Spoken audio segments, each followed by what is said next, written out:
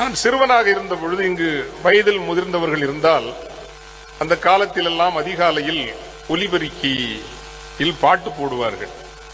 சில பாடல்கள் இன்றும் பசுமையாக நினைவில் இருக்கிறது. அதில் ஒரு பாடல், நான் காணாமல் போன ஆடல்லவா கர்த்தர் என்னை தேடி வந்தார். நான் காணாமல் போன ஆடல்லவா கர்த்தர் என்னை தேடி வந்தார். நாம் கதைகளை அல்லது நிகழ்வுகளை எளிதாக கடந்து போகிறோம். இயேசுவினுடைய தேர்வு, சாய்ஸ் என்று சொல்வார்கள். 100 ஆடுகள் இருக்கின்றன, 99 ஆடுகள் நன்றாக இருக்கின்றன, ஒரு ஆடு காணாமல் போயிற்று. இயேசுவுக்கு யார் முக்கியம்? 99 நல்ல ஆடுகள் முக்கியமா, இல்லை காணாமல் போன அந்த ஒற்றை ஆடு முக்கியமா? இந்த ஒற்றை ஆடு இது ரொம்ப சாதாரணமான விஷயமா இல்ல புரட்சிகரமான விஷயமா?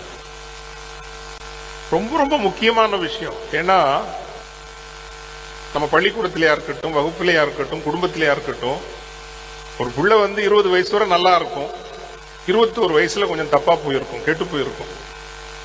நம்ம உருப்பட மாட்டான்னு தானே இந்த சமூகம் ஒதுக்குது, ஆமாவா இல்லையா? அவனோட சகவாசம் வச்சுக்காதீங்கன்னு தானே தடுக்கிறோம் இல்லையா? 20 வயது வரை நன்றாக வாழ்ந்த ஒரு பிள்ளை 21ஆம் வயதில் ஒருவேளை ஏதோ சூழ்நிலைகளால் கெட்டு போகிற போது அந்த பிள்ளையை தேடி செல்ல வேண்டும், தொடர்ந்து செல்ல வேண்டும், அது மீண்டும் திரும்பி வருகின்ற வரை அந்த பிள்ளையோடு இணைந்திருக்க வேண்டும் என்று இந்த சமூகம் எண்ணுகிறதா?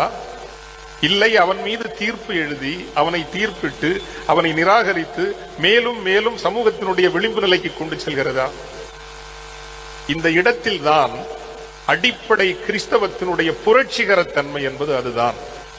மருத்துவன் நோய் அற்றவர்களுக்கு அன்று யாருக்குத்தான் வேண்டும்?